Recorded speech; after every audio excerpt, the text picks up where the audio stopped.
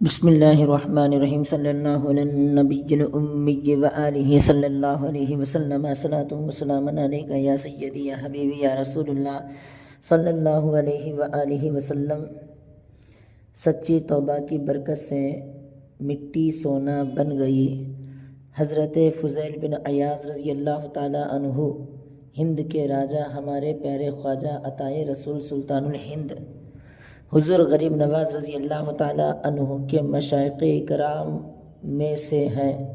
آپ کا مقام و مرتبہ گروہ اولیاء میں بہت ہی بلند و بالا ہے۔ آپ کی توبہ کا واقعہ اس طرح ہے۔ حضرت فضیل رضی اللہ تعالی عنہ ایک مشہور ڈاکو تھے۔ بے شمار ڈاکو آپ کے ساتھ کام کرتے تھے اور آپ تمام ڈاکوؤں کے سردار تھے۔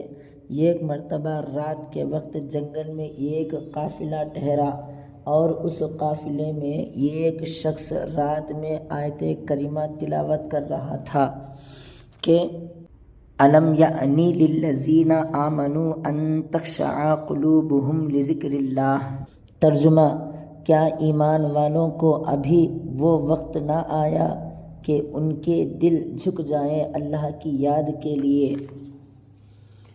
اس آیت کا حضرت فضیل کے دل پر اس قدر اثر ہوا کہ ڈاکہ ڈالنے، رہزنی کرنے اور تمام گناہوں سے توبہ کر لی۔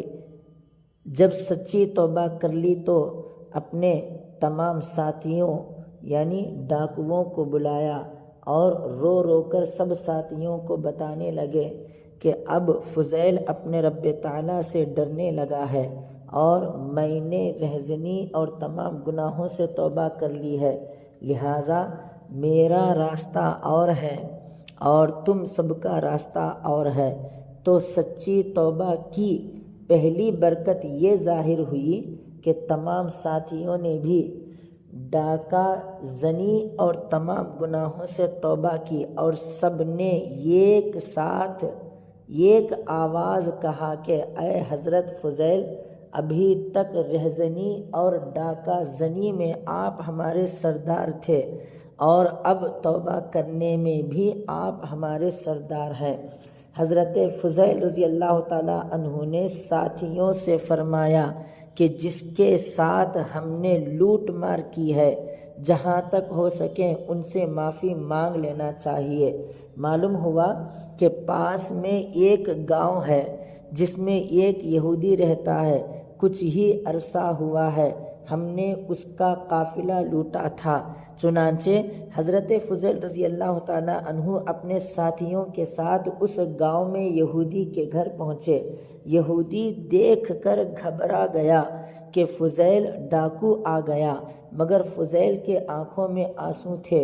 یہودی حضرت فضیل رضی اللہ تعالی عنہ کو روتا ہوا دیکھ کر کہنے لگا کہ فضیل، کیا بات ہے، تم روتے کیوں ہو؟ حضرت فضیل بن عیاض رضی اللہ تعالی عنہ نے فرمایا، اپنے گناہوں سے شرمندہ ہوں اور تم سے معافی کے لیے آیا ہوں۔ وہ یہودی توریت شریف کا جانکار تھا۔ اس نے توریت شریف میں پڑھا تھا کہ جو مسلمان اپنے گناہوں سے سچی توبہ کر لے گا تو وہ اگر مٹی کو ہاتھ لگا دے گا تو وہ مٹی سونا بن جائے گی۔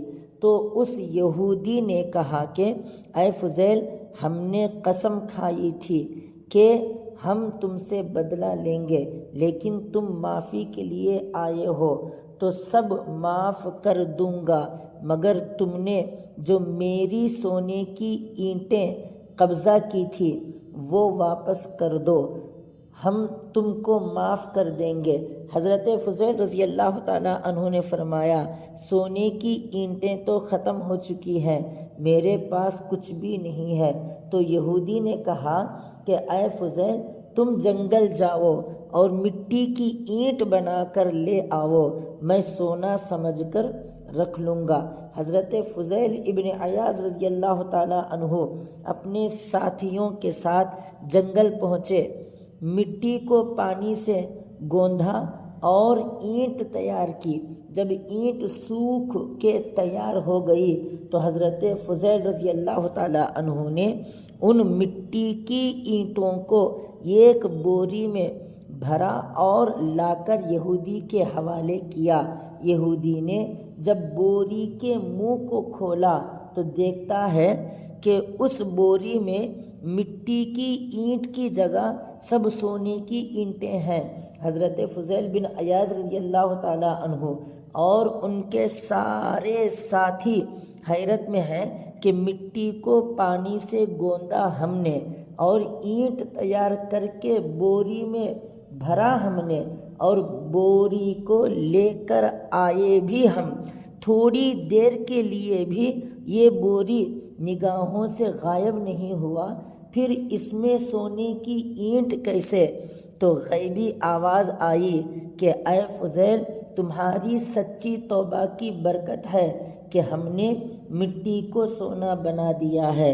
سبحان اللہ۔